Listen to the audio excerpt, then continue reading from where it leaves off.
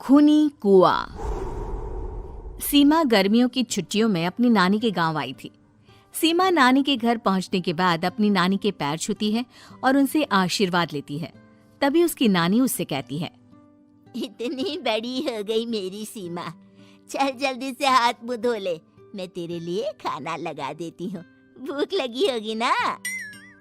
हाँ नानी, भूख तो लग रही है मुझे, आपके हाथ के बने हुए पीले दाल और चावल खाने की।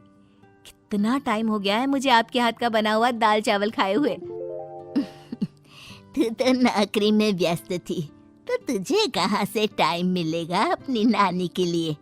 और जब इतने टाइम बाद आई है तो ज्यादा टाइम के लिए रुक कर जाएगी तू। हाँ हाँ नानी, इस बार पूरे 2 महीने के लिए आई हूँ। सीमा की नानी अंदर जाकर उसके लिए खाना बनाने लगती है। सीमा कमरे में अकेली होती है, तभी उसे किसी औरत के रोने की आवाज सुनाई देती है। वो कभी खिड़की से बाहर झांकती है तो कभी दरवाजे से बाहर झांकती है। उसे समझ में नहीं आ रहा होता है कि आखिर रो कौन रहा है। तभी नानी खाना लेकर आ जाती है। वो अपनी नानी से कहती है, नानी, कोई औरत रो रही है क्या? मैं जब से यहाँ आई हूँ तब से मुझे यहाँ किसी औरत की रोने की आवाज आ रही है। हे भगवान, कहीं ये वही तो नहीं? बोलो ना नानी। अरे कोई नहीं रो रहा, ये तेरे मन का वहम है। और तू ना अब खाना खा ले, ज्यादा यहाँ वहाँ की बातों में ध्यान मत दिया कर। जल्दी से खाना खा और फिर मेरे साथ आ जा मेरे कमरे में, दोनों बैठकर खूब सारी बातें करेंगे। ऐसे ही अगले दिन सीमा अपनी नानी के साथ गांव के बाजार जा रही होती है। उसी रास्ते में फिर से किसी औरत के रोने की आवाज आती है।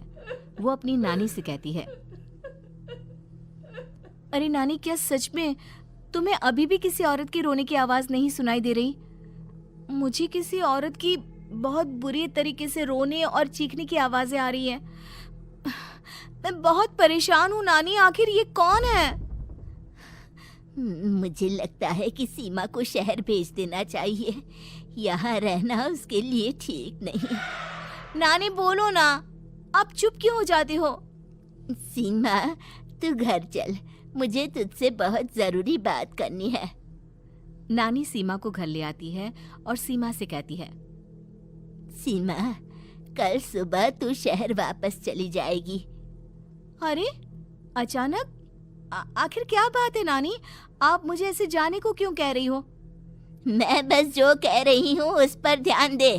तू कल सुबह यहाँ से चली जाएगी, और ये बात मैं कोई मजाक में नहीं बोल रही। तू कल जाएगी तो मतलब जाएगी। अरे नानी, चली जाऊंगी मैं, ठीक है, पर आखिर बात क्या है ये तो बता दो। मम्मी से कोई बात हुई है या फिर मुझसे कोई गलती हुई है जो तुम मुझे अचानक से जाने के लिए बोल रही हो? देख सीमा, रात बहुत हो चुकी है और मुझे इस बारे में कोई बात नहीं करनी। चल, अब चल के मेरे साथ सो जा। सुबह की बस पकड़कर तुझे शहर भी तो जाना है। सीमा को अपनी नानी का ऐसा व्यवहार देखकर बहुत ही अजीब लगता है। उसे कुछ समझ में नहीं आ रहा होता है कि आखिर उसकी नानी उसे अचानक से गांव छोड़कर जाने के लिए क्यों कह रही है। ये सारी बातें सोचते सोचते सीमा की आंख लग जाती है और वो अपनी नानी के साथ सो जाती है। ऐसे ही आधी रात को सीमा को फिर से किसी औरत की रोने की आवाज सुनाई देती है। वो उस औरत की आवाज सुनकर बार बार करवटें बदल रही होती है और तभी उसे सपने में भी एक अजीब सी औरत की परछाई दिखाई देती है, जो इतना चीख चीख कर रो रही होती है कि सीमा डरकर उठ जाती है। वो पूरे पसीने पसीने हो रही होती है। वो अपने आसपास देखती है तो घर में बिल्कुल शांति का माहौल होता है। सीमा घबरा जाती है। वो अपनी नानी को जगाने की कोशिश करती है, मगर उसकी नानी नहीं जगती।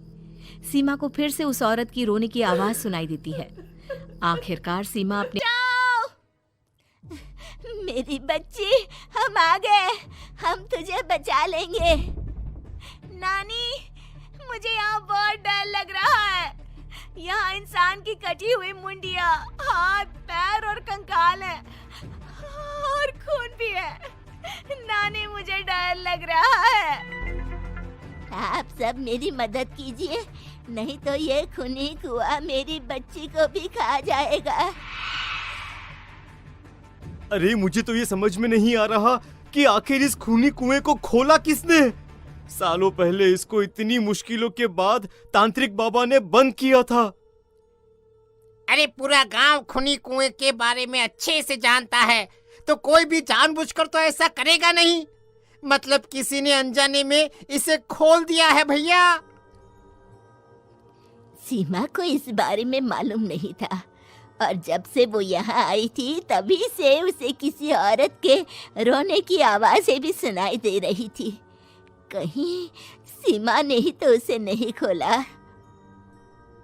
अगर ऐसा है तो फिर सीमा का बचना बहुत मुश्किल है। वहीं कुएं के अंदर सीमा रोते हुए बैठी होती है कि उसे आवाज सुनाई देती है जो कुएं के बाहर खड़े गांव वालों में से किसी को सुनाई नहीं देता। आज सालों के बाद मुझे ताजा खून मिलेगा। तेरा खून पीकर आज मैं अपनी प्यास बुझाऊंगा।